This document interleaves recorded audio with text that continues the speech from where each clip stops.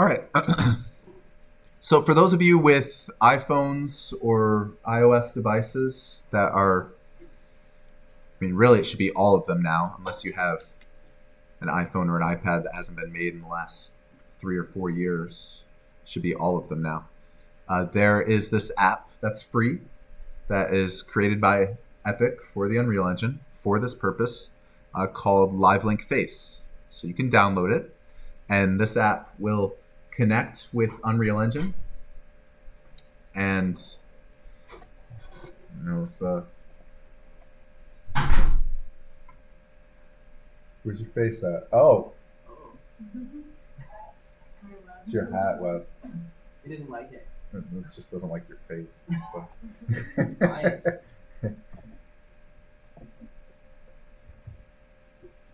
But it's just a facial recognition software that will send the data live to Unreal Engine so that you can use it for live capture, you can use it for recorded offline capture, and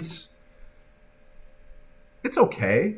I hate saying that because it's remarkable software compared to even like 5 years ago.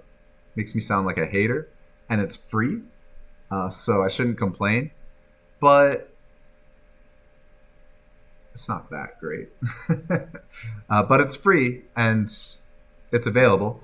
The demos that we watched a couple weeks ago from Unreal Engine 5.2, they have a new MetaHuman animator. It's not released yet. That facial motion capture, pretty amazing. A lot better than this. But this is what we have right now. Who knows? Next week that could change. I don't think it's going to come out for at least a month, even though Unreal Engine 5.2 is in beta now, or in preview, as they call it. But anyways, this is what we're using for today.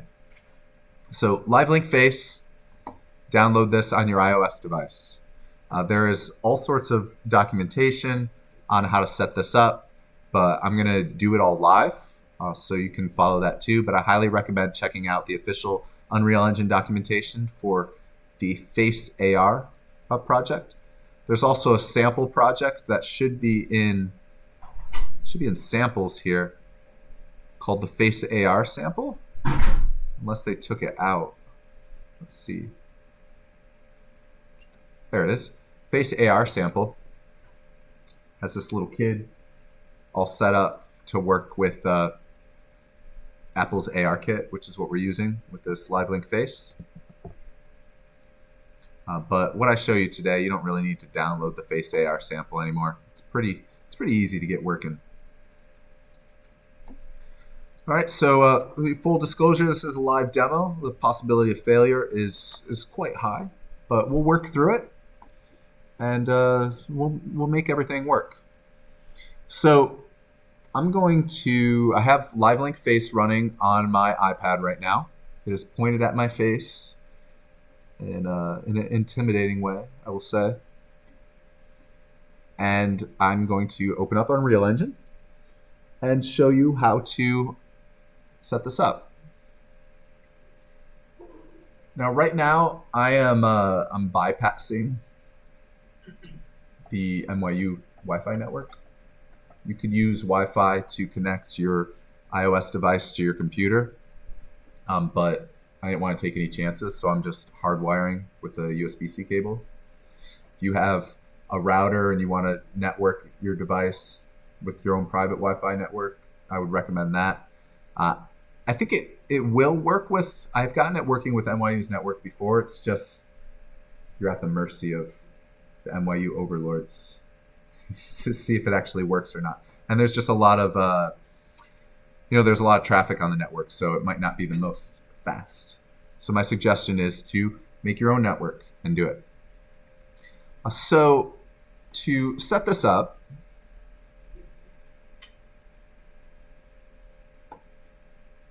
for that. So I'm just using I'm using a demo of this other app to share my iOS device screen to my Windows computer right now. But this is the app. It's pretty simple. And the first thing that you need to do is you need to actually assign the network that you're using, assign the IP address. So if you go into the settings here, the little gear icon. This will pop up. I guess it's not super obvious where to go, but in the live link tab up top, you click into that. This is where you can assign the IP address of your target computer, the target computer being the computer that's running Unreal. So in this case, this is my laptop. So I put, these are, you can clear out most of these IP addresses, but these are IP addresses like on my desktop computer, my desktop computer when it's on Wi-Fi, my desktop computer when it's hardwired, and my laptop. I'm not sure what the fourth one is, but the point is you need to put the IP address of your computer that you're running Unreal on. If you don't know how to find your IP address in Windows, it's pretty simple. You can open up the command prompt in Unreal, just type CMD into start, and you'll see command prompt. You don't need to be admin or anything to do this. And that will open up a command prompt window. And then you're going to type IP for IP address, ipconfig, all connected, and then space, backslash, or forward slash, all. Just like this. ipconfig / all. Hit enter. And that's going to give you a list of all of your network devices on your computer. So depending on your computer, you probably have, well, maybe not probably, but at least on this laptop, I have a, I have an Ethernet adapter in here. I have a Wi-Fi adapter in here, and then I have my connection from my USB-C right now that is being named another wireless adapter. Point is that it's listing all the IP addresses on your computer here. So we need to get the address of the computer that you're using. In my case, it is 10.18.241.153. Then you're going to go and put that into your iOS device. So add target. Oops. That is on my iPad, not on my computer. Add target. You type in the IP address here. You leave the port the default unless you have some sort of conflict on your network. But you don't really have to change this. What is the setup this way? What? What is the software set up this way? You have to be in like a local network. You don't have to be in a local network. It's just for redundancy purposes. Just taking away the NYU server glitches, Plus, it's faster too. There is latency involved. So if I'm beaming up to that router, which is then beaming up to NYU gods in the sky, and then coming back down, there's going to be quite a bit of latency. If you are doing it live, that could be a problem. If you're doing an offline capture where timing doesn't matter, then it's not such a big deal. But latency can be a problem. There are other devices. That's a good question. Maybe less of a problem with Live Link Face. There is another iOS app called, I think it's just called Virtual Camera now. It uses iOS device, or specifically iPads, and that acts as a virtual camera in Unreal. So you tether it to an Unreal Engine camera, and it will pop up what the camera sees on your iPad as a screen. And then you get different controls. You can control the aperture and shutter speed and all that sort. You can hit the record button on the iPad and actually use it as if it was a real camera in the real world, right? Much more latency with video, right? I'm not streaming video with the face capture. I'm just streaming the capture points, just numbers, right? But the video is a lot more latency. Then you would want to try to create like a dedicated network that's just with the computer. Connect your USB-C into. When I've used the virtual camera before, I've gotten a USB-C adapter for my iPad, USB-C to Ethernet, brought my own hub, and put the Ethernet and created a direct Ethernet connection to my desktop computer. Much better latency than doing it over even my own home Wi-Fi wasn't good enough. There was still quite a bit of latency, even more so with NYU's network. Just got to get that low ping, man, so you can get the set on the server. Yeah, 0 ping. And so the wireless LAN adapter Wi-Fi, would be It's all going to depend on your computer. whatever is wired now. So if I'm like You are wired. like plugged in. That's going to be named something different on your computer. It's hard for me to say. Just enter IP addresses till it works.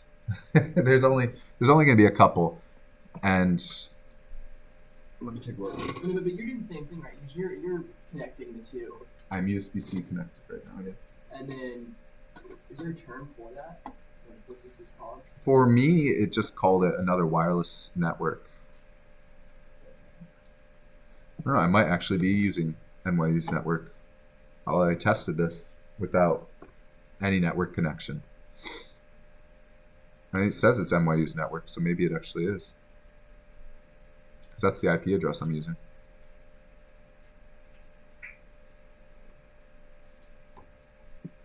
Yeah, I could turn off the Wi-Fi and check, but maybe we'll do that later. So after you have your IP address set, and you may have to go back in here and check. How do you know if it works? When you move your mouse, does your character's mouth move? Then you know. Hi, that's me. There's a lot of steps in this process, so there's a lot of potential points of failure, right? So is it the iPad that's the problem? Is it the Wi-Fi that's the problem? Did you not rig the character's face properly? Did you not check the box in Unreal? Did you miss some step in the 50 different steps that we're going to have to do to all make sure that this is going to work? There are a lot of steps to miss. So we're going to do this with a metahuman first, because I'm going to show you how to set it up just generally first, and then I'm going to show you how to do it with a custom character like a Ready Player Me character. But the process is the same for any sort of custom character, whether it's Ready Player Me or some other character. But we'll get to that next. Oh, wow, look, he's already talking.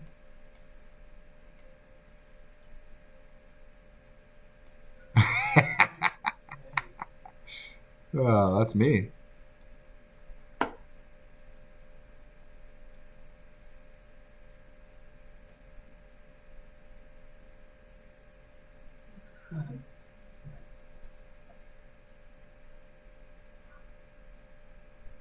Pretty great, right?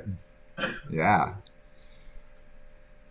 It's definitely some Uncanny Valley vibes, but it works and it's free. And this was practically impossible 5 years ago, so you should all feel very, very honored to live in 2023. That's weird. All right, so how do you get this to work? So I'm using a metahuman in Unreal Engine, which I just dragged in. I don't really want to do an entire tutorial on metahumans, but a quick crash course on metahumans here. If you create a metahuman using the browser app that exists, if you've never created a metahuman in Unreal before, it's not done locally on your computer. It's not a local program on your computer. It's run through a web browser on a cloud in the server, or server in the cloud. And in order to get that metahuman into Unreal Engine 5, you need to open up Quixel Bridge here.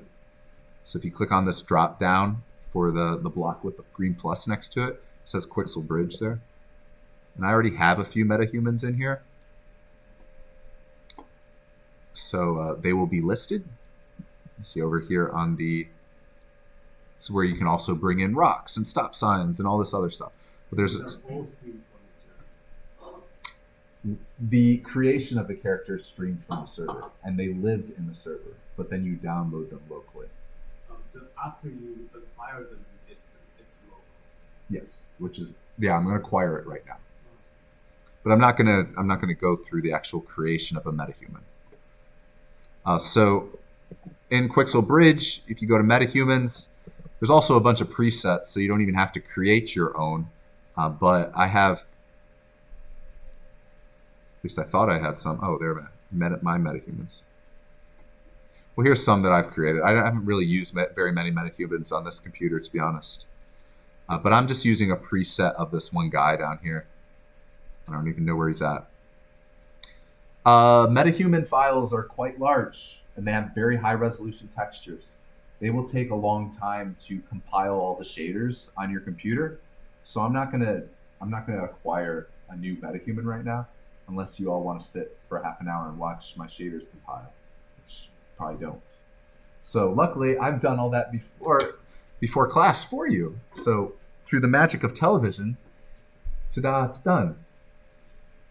It's like I bake the cake and then I put it in the oven and I immediately pull out the finished cake, right? That's what I'm doing here with the MetaHumans. So I've already downloaded the MetaHuman and brought it into my project. This part right here has nothing to do with facial motion capture. It's just purely a MetaHuman thing. MetaHumans by default are set up with face rigs already that work with LiveLink Face. That's why I'm showing you with this to start with, because it's the easiest example to get LiveLink working. So we have 2 steps. Setting up LiveLink connection, making sure the iPad, in my case, is talking to Unreal Engine. That's step 1. Step 2 that we're going to do is creating a custom character and getting that to work with the iPad and Unreal Engine. Okay? We're just on step 1. We're establishing the connection first. And as you can see, it already works. So after you bring in your MetaHuman, it will pop up in your content browser. Content, MetaHuman, in a MetaHuman folder. I guess this guy's name is that. And I dragged him into the level.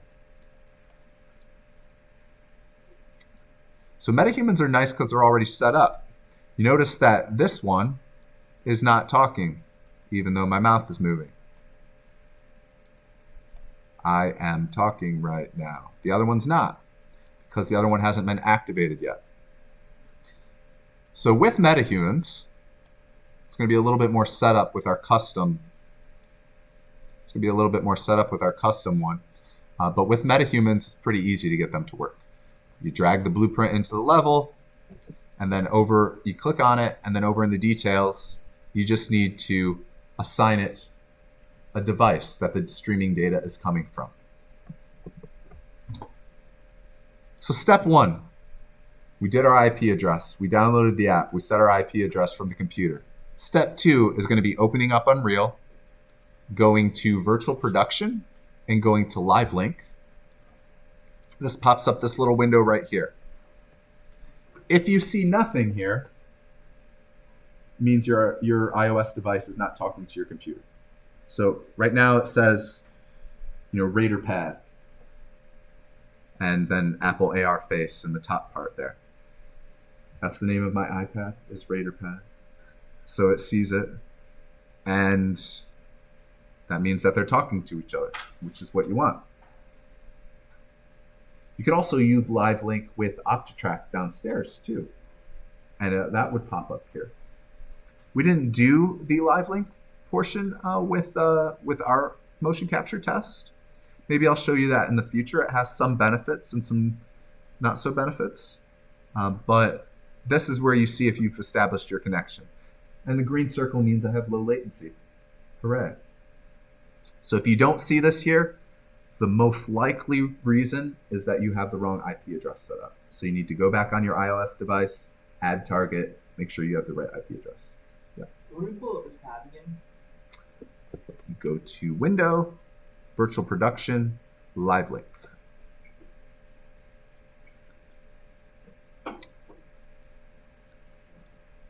Once you know what you're doing and you're confident that your connection is just going to work, you don't really need to go to this window.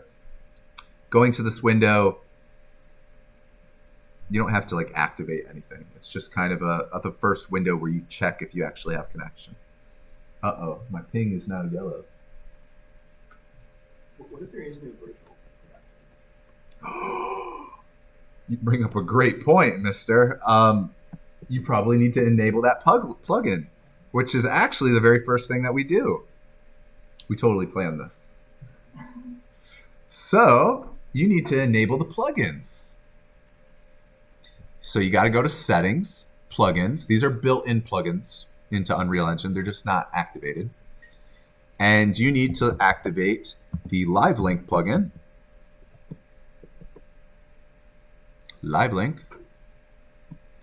There's a couple that you need to activate. So when it asks you to restart, don't restart till you've done them all.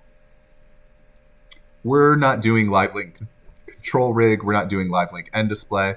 We're not doing live link camera or any of these other ones. You can turn them on, but it's just going to take Unreal longer to start up every time. So live link, and then we're turning on, what is it called? AR Face, I think? Yeah. Apple ARKit Face Support. You're turning that one on. When you turn those on, you're going to have to restart Unreal Engine. It will ask you to. So just restart the engine.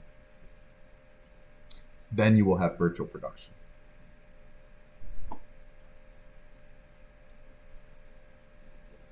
So that's actually the first step. Then you can go to Live Link and see if you have a connection. So with the metahumans, you drag the blueprint here into the level. Each different metahuman will have a blueprint already created for it. They're kind of already set up and ready to go, which is the great thing about them. So in the details for the metahuman, see there's a live link category here. It says ARKit face subject, none. Use ARKit face, no. Live link body subject, none. Use live link body, no. If we wanted to dangle our iPhone out in front of our face while we were dressed in the OptiTrack suits downstairs, we would set the AR face kit to, I probably don't want to dangle an iPad in front of my face from a helmet. I probably want to get an iPhone for that. But I would set that to my iPhone, and then I would set the OptiTrack system for the body. And I could do both at the same time. So we need to do two things. We need to assign the device, which when I click on face subject, my Raider pad pops up here. We need to assign it. And notice it's not working until I click the toggle to activate it. Use ARKit face. Now they are both working. Hooray. And I could create a third one. And they're just all going to be talking together. It's going to be great. Yeah. Oh gosh, I'm in his head. The tongue works too. Oh, that's weird. I'm not. It's kind of just in or out, the tongue. There we go. That helps if the camera's over here, so my face tracking isn't as good as it could be. Some tips about face tracking. Look at the camera straight on. Have good, even, nice lighting. Which is, I guess I kind of have flat lighting from the ambient window light. If you have like a ring light, that's nice to use. Put that on the tripod with your device. Clean shaven, that helps. I'm not super clean shaven, but I also don't have a huge beard, so it's okay. Hats, that kind of screws things up. Any sort of like big crazy clothing would screw it up. Any dangly jewelry would screw it up, or piercings could screw it up too. But mostly just looking at the camera with decent lighting. And then it will work. So if I wanted to record with this guy, let's try it. So we briefly looked at this one time downstairs. We used the take recorder. So if I go to Window, Cinematics, Take Recorder, it's going to pop up a brand new window. This window here. It's a big old record button. And then you put stuff in this empty window down bottom that you want to record. I could drag a cube from my level in here and move the cube with my mouse, and it would record that movement. I could stick a motion capture character. It would record that movement. I'm going to stick the metahuman blueprint in here, and it's going to record the face. So you drag what you want to record into this little window down here. And if you click on it, you can define which properties you want to record. I'm just going to record everything right here. There's a huge long list of stuff that I can record. Spawn track, visibility, the root motion, am I recording the face? All those things if I click into these windows. There's the body. Yeah, see, everything's parented here. Body, metahumans are quite intricate. The body, I'm not really recording animation for the body, so technically I could uncheck that. There's the face. And then there's other things like the feet and the torso and the clothes. I'm just going to keep everything clicked on for the time being. All right, are we ready to record? So I'm going to go up and I'm going to click simulate to start simulating my my game. And then I'm going to click the big old red record button up top here. I'm going to get a countdown.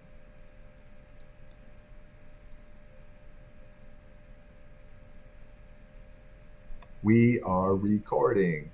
Ha ha ha ha. Eyebrow wiggle. What was the window again? You go to Window, Cinematics, Take Recorder. Window, Cinematics, Take Recorder. And it will pop up a brand new window. So it went ahead and recorded that. How do you review it? There is a button up top here with the film strip with the eyeball on it. That will allow you to, says review last recording. If I click that. So notice now there's like a face inside of my face here, right? Because it's spawning the recorded version of my metahuman here while also keeping the default one here. If I look at my outliner, see the one with the lightning bolt is the one that's being spawned by the level sequence that got created. So if I turn off the one, now even though I'm talking, this is the one that's in front of us here, is the one that got recorded. So if I scrub my timeline, I'm not moving my mouth right now, but this is the movement that got recorded. So that's the performance that got recorded. And all of these recordings, that's a funny pose. All of these recordings live in your Take browser, which is this folder icon up top. The Take browser lives in your content browser. I've only done one take, but it just exists and lives as a level sequence file in your content browser that you can then drag this data into another level sequence if you wanted to.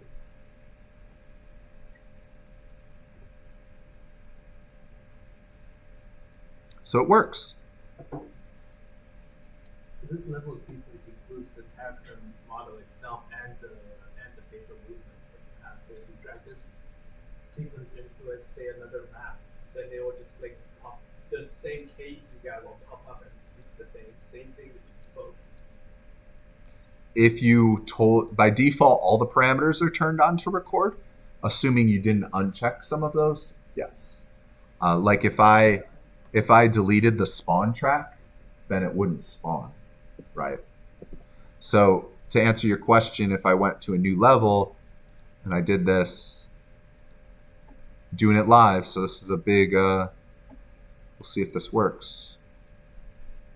We did not rehearse this, so this is dangerous.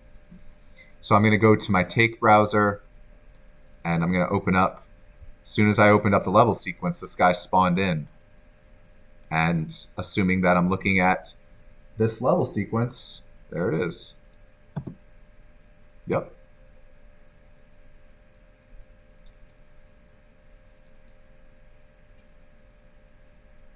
So you could take this level sequence and nest it within like your master level sequence. So you could have a master level sequence that say has your camera movement and triggering your fire and your particle effects.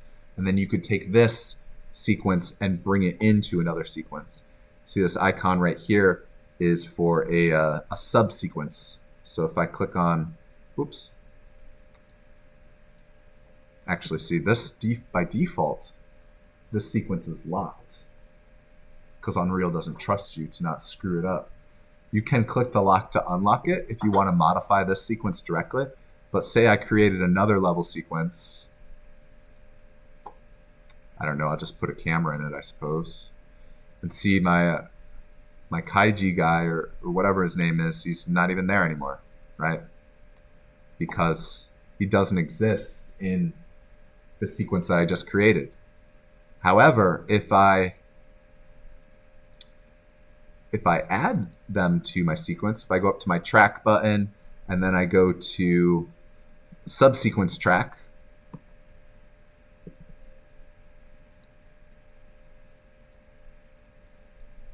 then I can go and find that subsequence.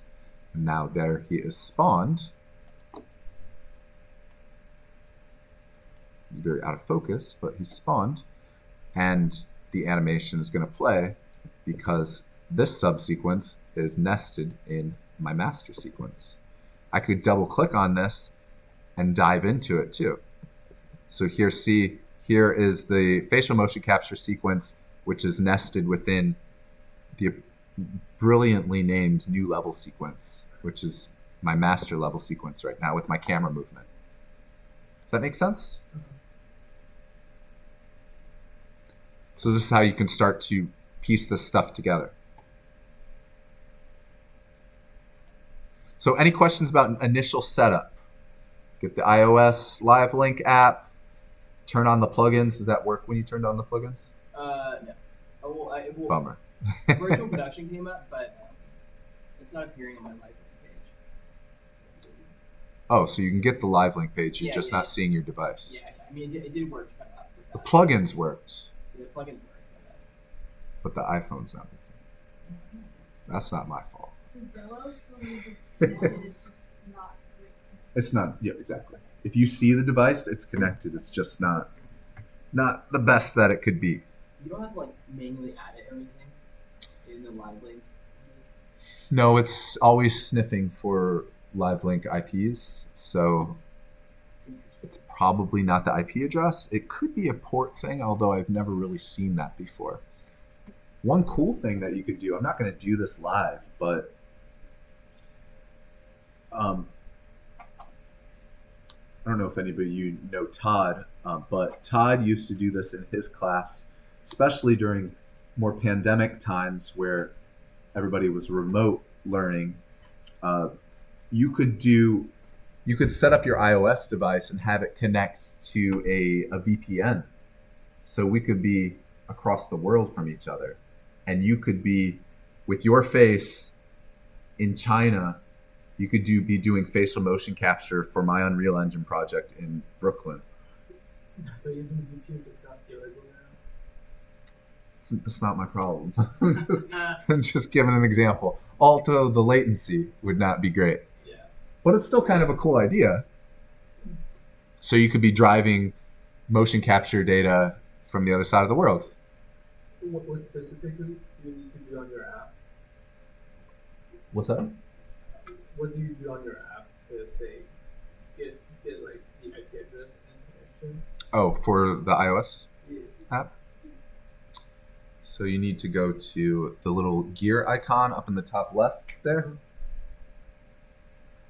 And then tap on Live Link up top. That's where you name your device. You can also add targets, which are the IP addresses, and modify any existing targets. And you should just have to enter your IP address. I always leave the port default, unless I'm doing something with VPN, then you put the port in. Could be a potential IP, a problem with NYU's network too. It's hard to troubleshoot that on individual devices without sitting down with it. All right, so it works. Thing about this too is that you don't have to record your facial motion capture with your body motion capture. You don't even have to use body motion capture if you don't want to. So for instance, with this, let me just delete this camera because we don't really need a camera. That's out of focus anyways. There we go. Get rid of my take browser too.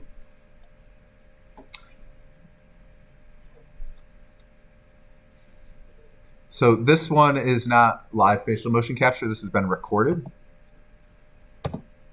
So I could go into this scene. I'm doing this live, so we'll see. I could hypothetically go into the body of my metahuman and see it has a recorded track. I wasn't recording any actual data, so this is really just a blank track of recording. So I could delete this, and I should be able to, oh, it's locked. I need to unlock it. You can unlock it. If it's not letting you do things, you can unlock it in the top right of the sequencer window. If I unlock it, remember this is destructive, so maybe if you are going to unlock it, maybe you want to make a copy of your originally recorded footage so you don't destroy it forever.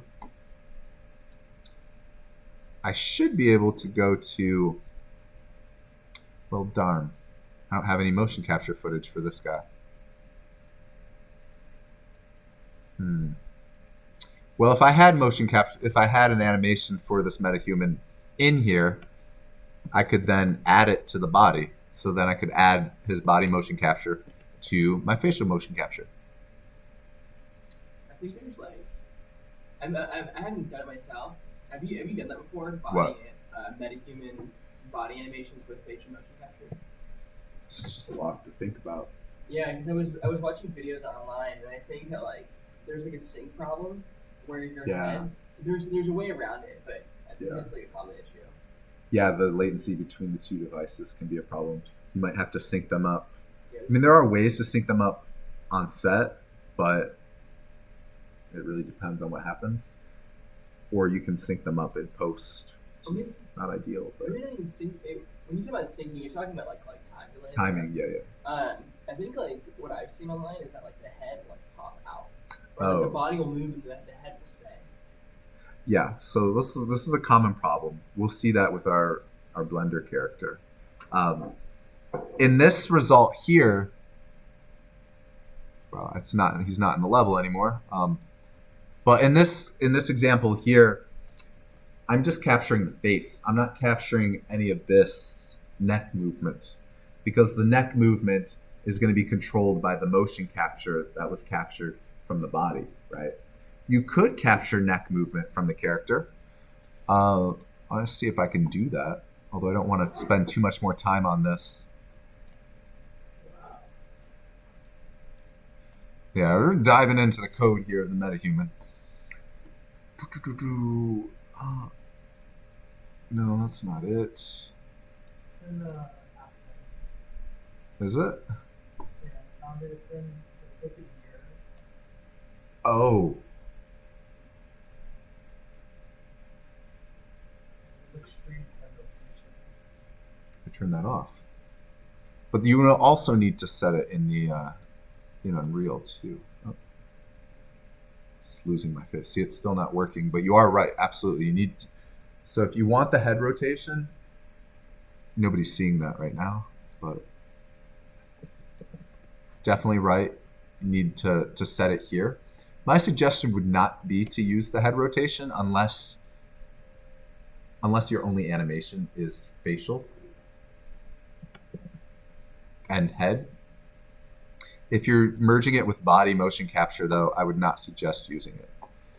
What is the setting to enable that? Oh, there we go. So for this, you actually need to click into something a little bit more complicated, which we're going to get into with our custom character. But if you go into, all right, let's just do it. If you dive into the character, where's this at? In face? No, it's not in face. Male, short, normal weight, body. No, that's not it either. Oh, where the heck is this? Oh, it is in face. Okay. So for the metahuman, it's just the head is for facial motion capture. And the body's actually segmented out. This head is separated from the body.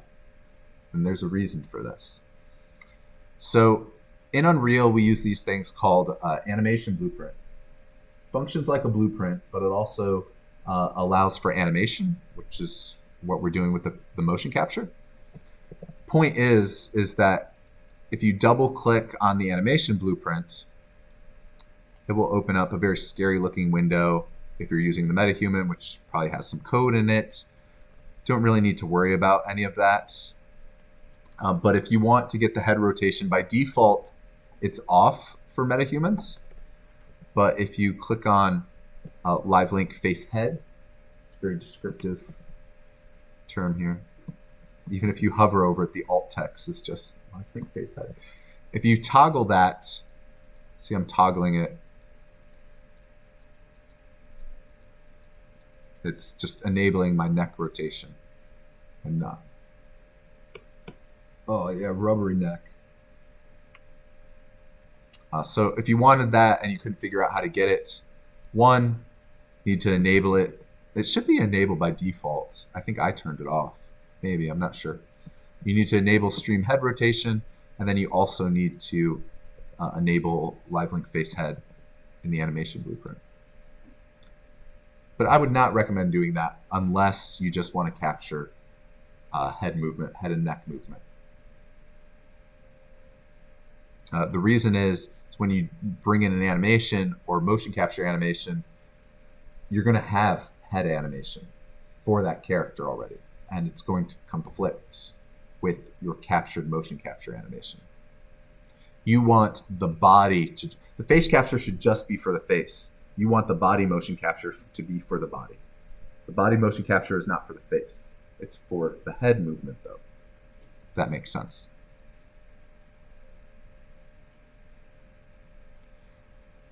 Oh, okay. Other questions about this default setup here? Honestly, this is the easy part. Getting it working with a MetaHuman kind of just works, which is pretty easy. Getting it working with your own custom character, that's the difficult part. And that's not a live link or facial motion capture problem. That's just a general 3D generalist problem. Like making sure you put all the stuff that we're going to do now in Blender to make it all work. Like what is the eye? What is the mouth? We need to separate, we need to cut the mouth and separate the upper jaw from the lower jaw. It's all like basic, annoying 3D generalist things. Any questions about Live Link right now? So we're going to hop over to Blender. I'm going to show you how to set up a custom character. Then we're going to bring it back into Unreal. It's really disconcerting to see myself up there talking. I see myself out of the corner of my eye with the wireframe on, and then I see this dude.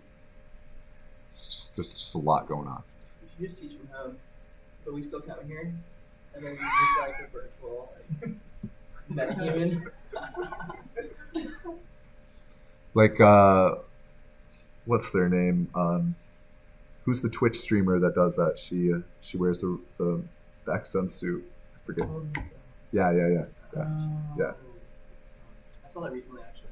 It's great. Yeah, it's pretty sick. They've been doing it for a while too, and their setup has just gotten better as the technology's gotten better. I could have like, whenever I say a dumb joke or something, instead of just silence, I could hit a key on my keyboard and there could be like music that plays. It'd be great. It's a good idea. Next time. Okay, so let's hop over to Blender. So I'm showing you, I don't prefer Blender, but this plugin that I think is easiest to use works with Blender, so that's what we're going to use. Also, Blender's free. So I'm going to use Blender to take a Ready Player Me character and set up their face so that I can control their face in Unreal. That's the goal here. Okay? This doesn't work out of the box in Blender. I'm using a plugin called Faceit. This plugin you can download from me.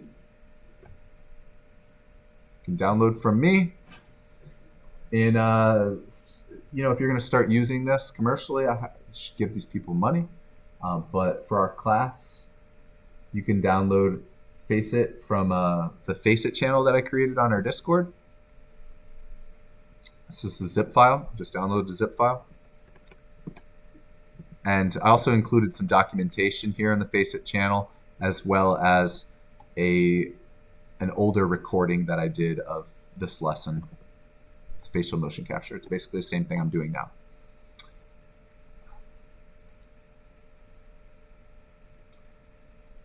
Okay, so Faceit works pretty great. It's an automatic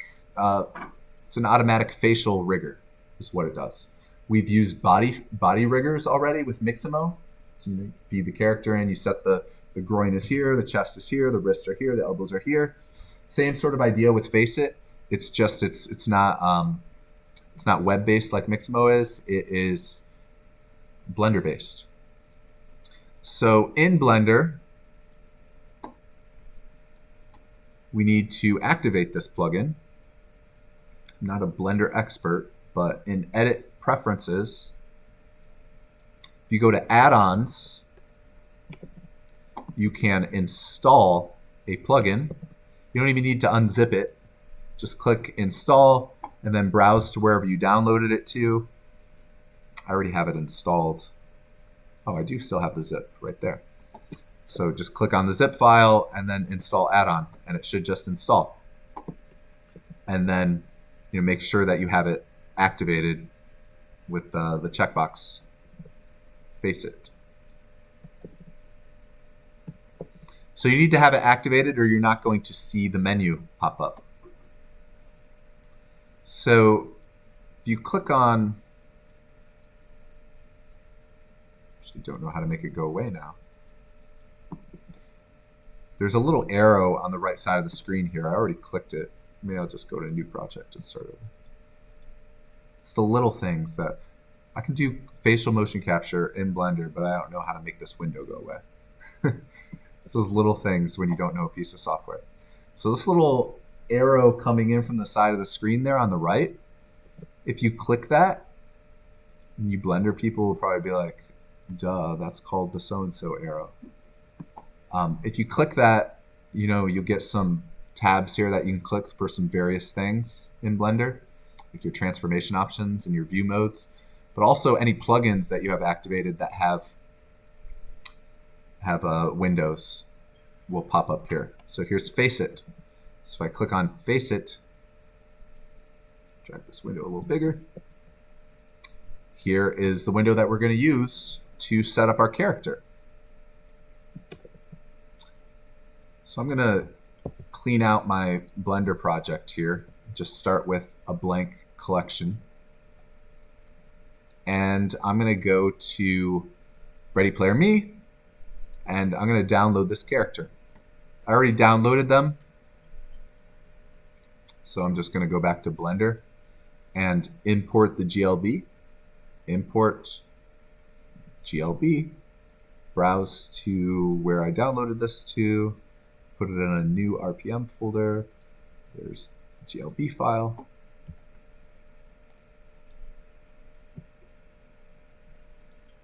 Remember, in Blender, you can turn on wireframe mode and shaded mode with these little shaded circles, shaded material circles in the top right there.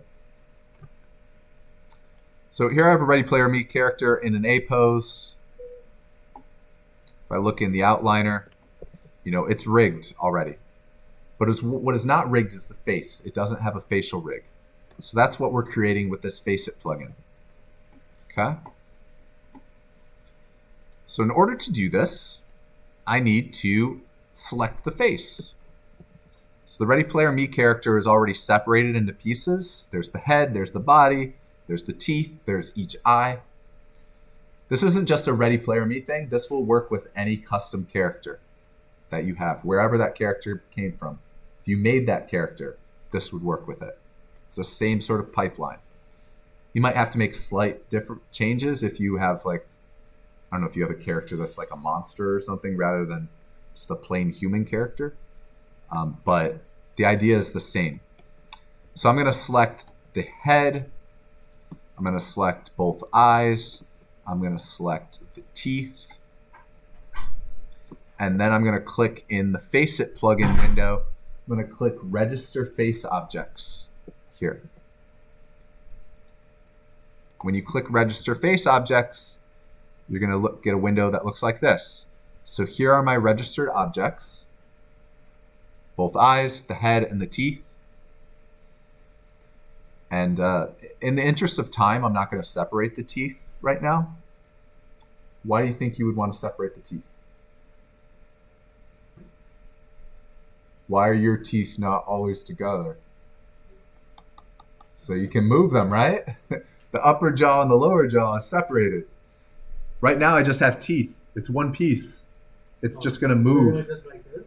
I'm going to have to attach it to either my lower or upper jaw. So my lower jaw is just going to move both teeth. So if you think about it, your upper teeth, it's your bottom part of your jaw that moves, right? Your upper part moves a little bit, but not really. Your upper jaw, totally static, even if you put your head back. No, I don't believe you. Because the hinges on your jaw brings your jaw down. So we need to separate those things. And when I say separate them, I mean going into the 3D model of the teeth and cutting out the bottom part of the jaw and cutting out the bottom part, the top part of the jaw to separate the teeth. So you have a lower teeth and an upper teeth so that they can clack separately. In the interest of time, I'm not going to do that right now. We'll see if we have time remaining at this. I do have that demonstrated in this video here that is in the Faceit channel. And also, you can find other videos of this if you don't want to listen to me. After all we've been through, you don't want to trust me.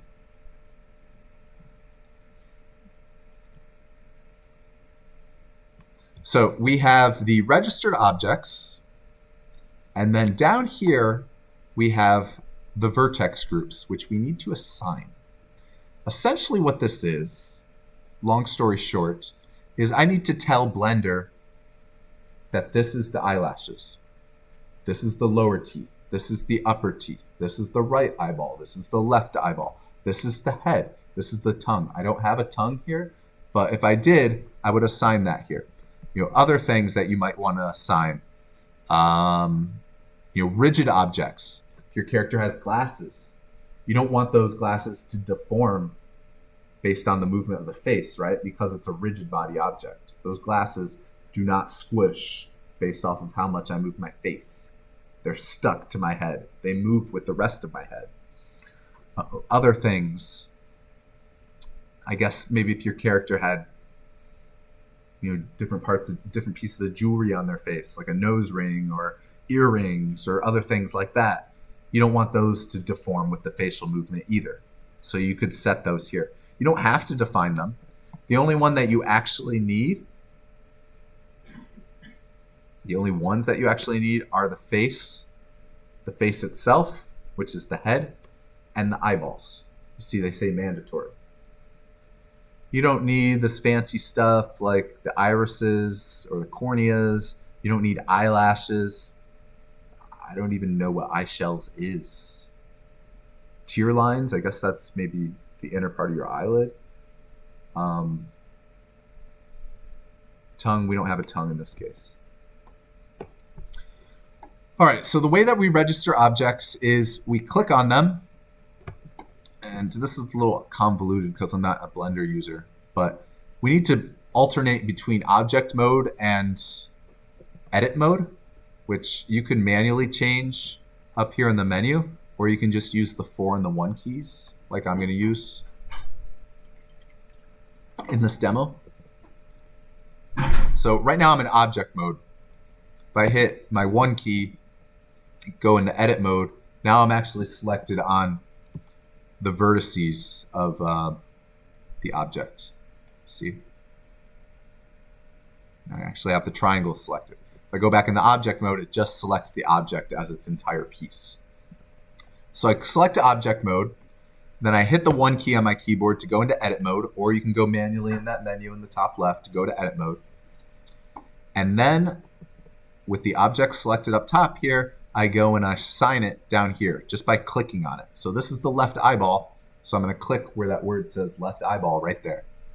And then it's going to put this little symbol, which I think is the vertex group's symbol in Blender, and it's going to put it up here next to the X.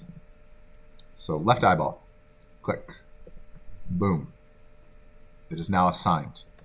Basically, Blender now understands those triangles for the eyeball are going to be controlled by the pieces of the face that move the eyeball. Now I need to do that for the rest of them.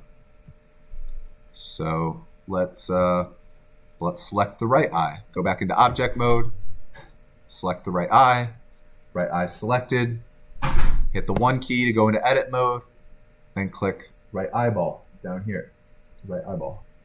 Now I have 2 of them assigned. Go back into object mode, click the head. Now see, I have the head selected. Go into edit mode with 1. I have the triangles. Click on main where it says face for head. Go back into object mode for the last one here, teeth. Again, you'd want the teeth separated, but in the interest of time, I'm not doing that right now.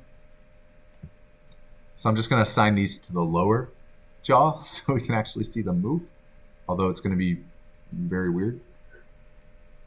And actually, I don't think the lips of this character are separated, so that's another issue.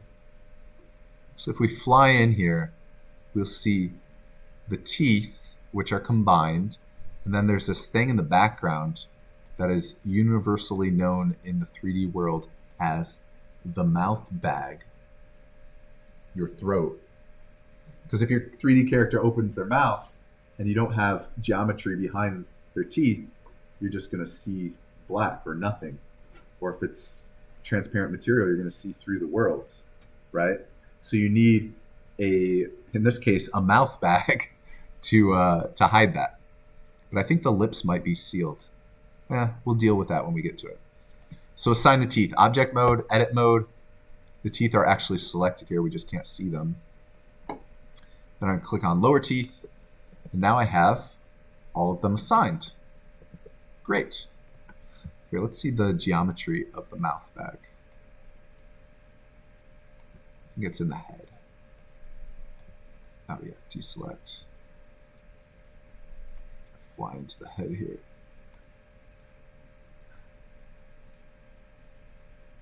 Can you see this? The shape inside of the head? That is the mouth bag. Anyways, we have them now registered. The objects are registered. They have this little vertex symbols box next to the X. I need to check geometry to see if there's any problems. Ready Player Me characters have been giving me this warning. But I've usually been able to bypass it. Main vertex group is only assigned to one connected surface. It's not. Let's see if we can bypass it. So the next step that you want to do is you go to rig. This laid out sequentially here. So setup, rig, expressions, bake, shapes, then you're done. The next thing I want to do is click generate landmarks, but you can see it's grayed out because I have an error here. So I'm going to try reassigning the head and see if that works. Usually it does work, but we'll see.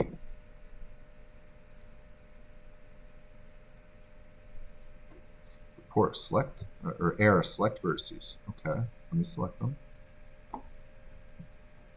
Or select all, actually. Select all. There we go. Click main. Check geometry. Main.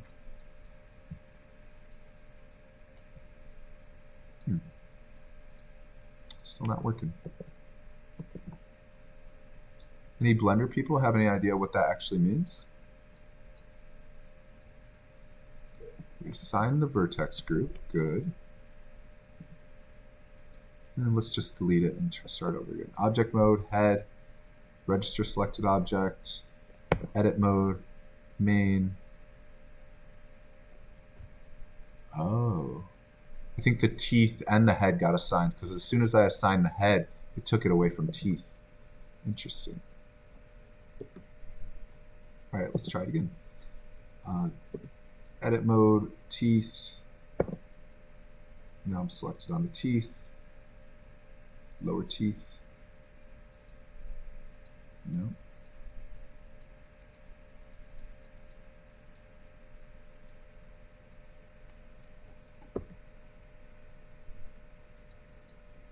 Head. Sign. Okay, that worked. I just assigned it a couple times. The first time it was assigned, I accidentally did the head and the teeth together. But now it's giving me the option to generate landmarks. So if I go back into shaded view and I click generate landmarks, it's going to take over my camera and it's going to attach this little mask to my cursor. What I want to do is generally line up this mask with the face. And the most important things I think are the eyes. You can move all these points manually, but we just need to rough this out to start. So I'm going to put the eyes there, and then it's going to take you to the scale mode. This is all automatic. It's just walking me through step by step here. Scale mode, scale down the eyes. Now with scale, scale that down. Click again. I'm just left clicking to go through these steps. Now this mode, we need to manually set landmarks on the face. This can take a lot of time if you want to be really precise about things. You're essentially saying, this is where the eyes are. This is where the mouth is. This is where the corners or the edges of the face and the jaw are. This is where the eyebrows are. So if you don't do a good job here, you're not going to have the best translation of your lovely performance to your character. Okay? The first couple times you do this, I wouldn't spend a ton of time doing this. Just familiarize yourself with the whole pipeline first. But after you get more confident and you have a character that you really want to do a good performance for, then you spend more time setting these landmarks. If you marquee select them, you can manually move them.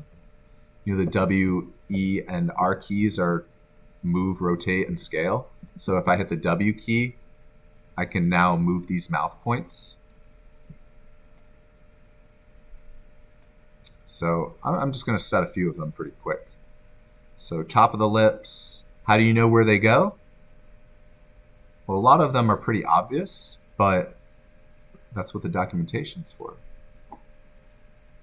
And there is good documentation listed in the Faceit channel about where to put landmarks.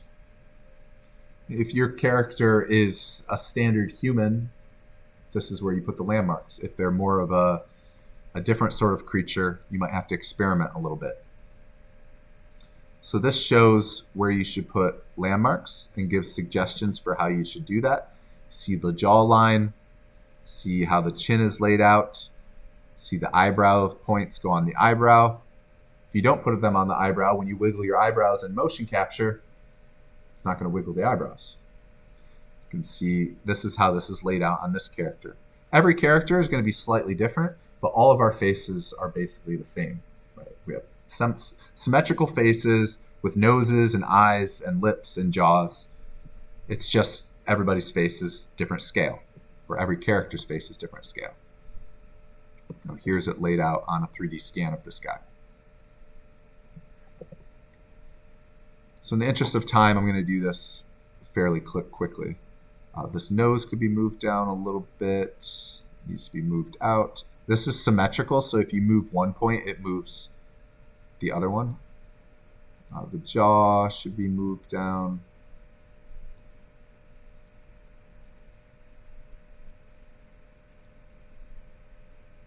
Oops.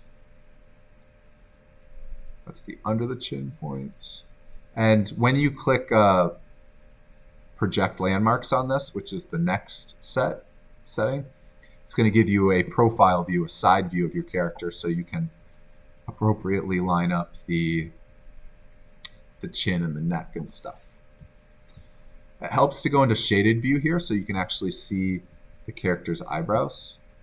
This one's a little tricky because These points are like the underside of the eyelid, or yeah, the inside of the eye, but not the eyebrow. This is the eyebrow.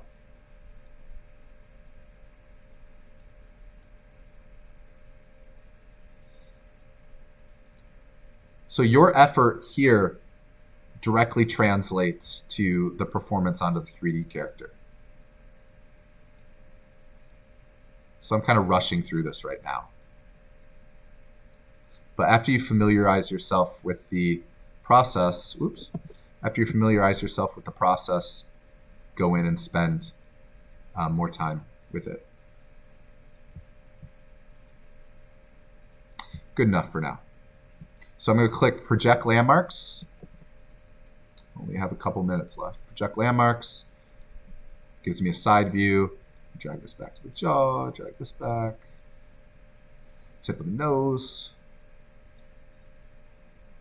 This should be the tip of the chin. Good enough for now. So next step, generate face rig. Faceit rig. Click that. And all of those points turn into controllers for what are called blend shapes in 3D. Think of it like bones for the different positions on your face. These controllers right now are not yet bound to the mesh. So you need to click bind. Click bind. Click OK. Now those controllers are bound to the face. So to test this out, there is some animation put on the character. If you scrub the timeline, it will walk through different positions of the face. Yeah, there's some weird positioning there. Now you can see what happens with the teeth. And I think I had the lips connected still too. But it's animating, right? You just need, these are 3D skills. This is not motion capture skills. This is the 3D stuff that you need to do. So if I look at it from the front, if I look at it from the front,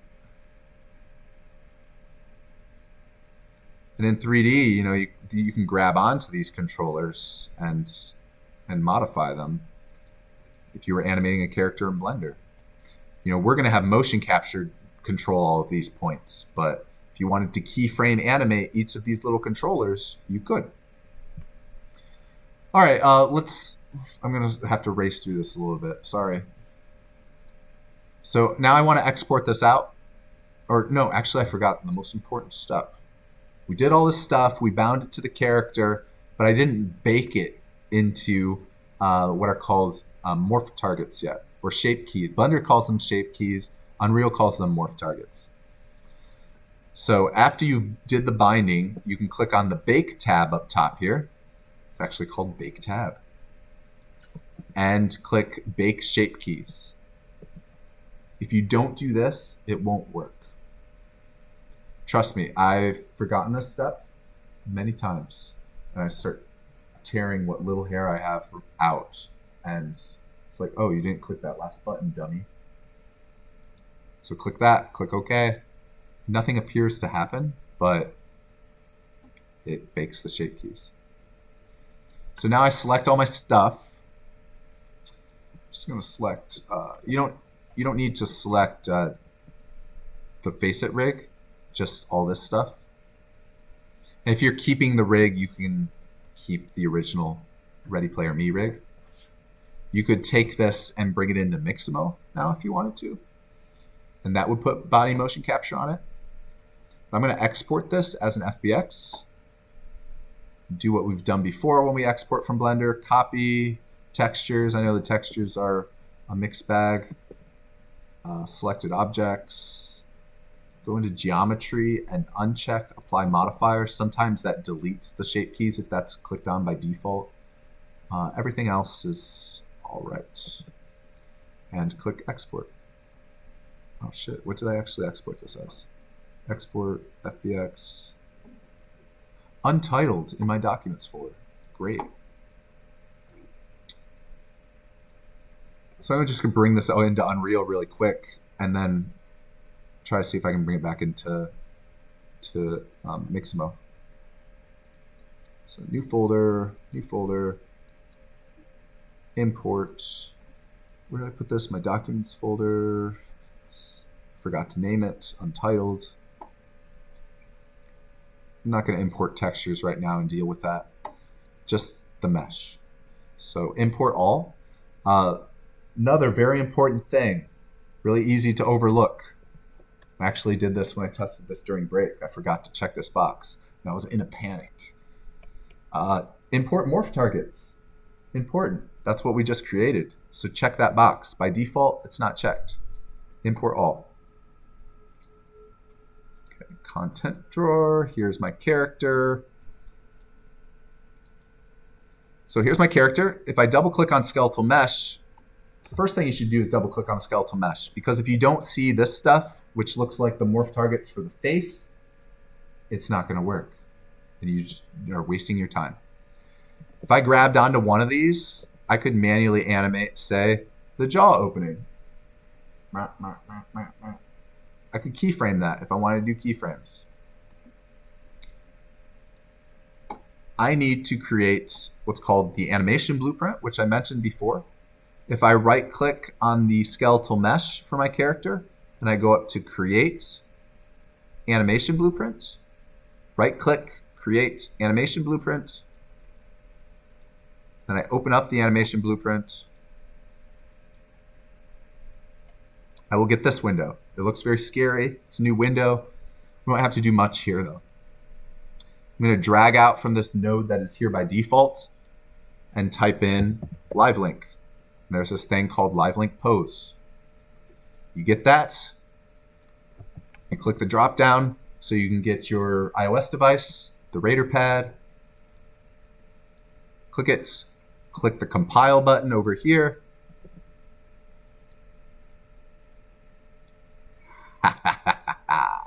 It works. Look at that. Look at those eyebrows. I'm very proud of my eyebrows, personally. Look at that. My eyebrows and my eyelashes. It's my best feature. Oh, lost my face. That's why. So there it is. It's hooked up. If I brought this over into my world, my lovely world here, if I drag in the animation blueprint, not the skeletal mesh, the animation blueprint, and then I click simulate, there it is, folks. The teeth are all messed up because we didn't separate them, but it works. Custom character. That's losing the one eye because I'm clipping off the edge of my screen.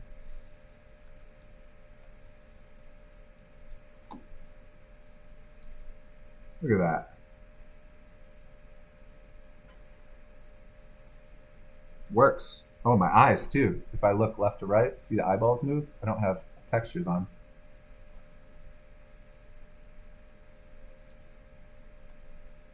Oh, cool. That looks like Oh, what if I do cross-eyed? Does it work? Ah, yeah, it is.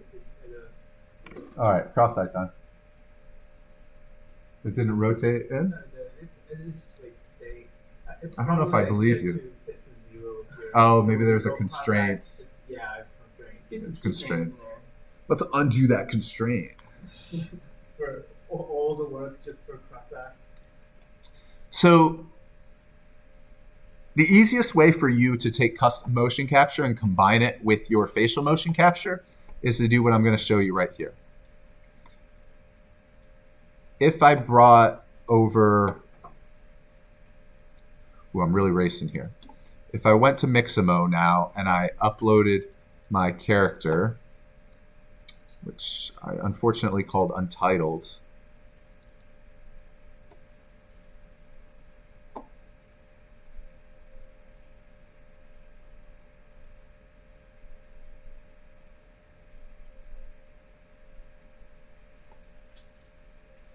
because I already had a rig, I didn't need to make the points. Sure, we'll use this lovely animation. Look at this. Download. I already have the rig and the model imported, so I'm just going to click download and get this jumping animation. and go into my content drawer, import. Where did I download this? Joyful Jump. Assign it to the right skeleton. It's called Untitled Skeleton because I failed to name it. Import. Well, for some reason, it scaled it really small.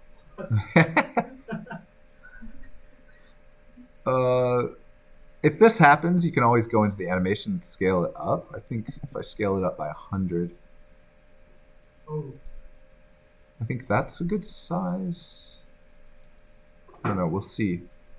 Content drawer. Yeah, that's good. So if I go back into my animation blueprint, sorry for racing through this. The other video that I posted to Discord, it goes through this all too, so don't freak out. So if I go into my animation blueprint and then I go to my content browser and I get the animation file or the motion capture file that you recorded, and then I connect these two together and compile, now it's doing the jump while also doing the face. This is just like a play button here, so you need to drag it back. Yay. And you can click this record button right here. Tell it where you want to save it to. It's recording right now. Hey, yay. It was a really quick animation, so I click stop. Now it recorded a new animation file to Unreal somewhere. Where's this up? We haven't even got to coding, but this folder hour is already 22. Where's what and why? Characters? Where the hell did this get saved to? Oh, I just saved it to content. Duh. Folder organization. There we go. So it got saved as an animation file, which now has the jumping animation merged with the... Where are all my windows at? Oh. Has the jumping animation. Oh, you know what? I have Unreal in my dock here, and I thought that was the one I have open. Now I've just opened like 3 or 4 other copies of Unreal accidentally. My bad.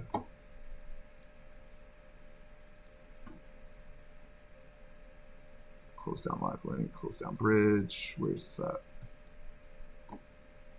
Oh, it's because I'm playing. Duh. I can't open up an animation while I'm playing. We're simulating. So now if I go to the content drawer, oh, it is opened right here. Okay. And look at it. Now it's an animation file like every other animation file. Minimal facial motion capture and the Mixamo animation that I brought in. This will work with your motion capture animation. It will work with keyframed animation. I've just merged them together. The other video that I made spends a little bit more time with this. It shows you how to cut out the teeth.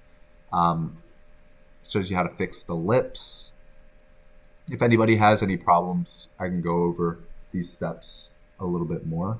I can also show you how to separate the head from the body. If you prefer to not record with the animation blueprint right here, but record with the take recorder like we did with the MetaHuman. The reason I didn't show you how to do the take recorder with the MetaHuman or with the Blender character is because there's a little bit more setup, more points for failure. It works with the MetaHuman because it's already done for us, but it's a little more trouble for the custom model. Okay. A lot of stuff. Just quick show of hands. Who's thinking about doing facial motion capture for the project? Nobody got scared away. I thought it was going to be nobody. I was, but this sucks. Okay. Well, we can spend more time going over this stuff too. Most of the rest of the semester is going to end up being workshop time and stuff. So any sort of pain points, especially if they're across multiple groups, we can look at stuff more so. Okay. That's it. Next week, you're going to be presenting your project proposals. You come prepared to talk for like 15, 20 minutes. Come prepared with questions for the class. And just excited about your project. If anybody's struggling to find a group, you should let me know. If you have any other questions, hit me up on Discord. And also, please post the details of your final groups to this channel on Discord, which I'm pretty sure you can all see.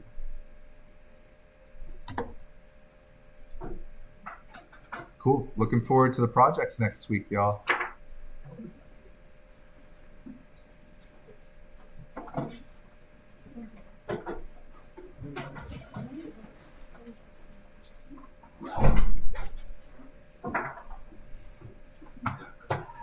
I know. I don't know why they only give us 10 minutes in between. I'm gonna come up with like around 5. Is that cool? Huh? I'm gonna be out at like 5. 5? 5 o'clock? What are you talking about? 5? 5 between the 10. Yeah, sorry about that. Were you be able to briefly outside? Yeah, sure. Just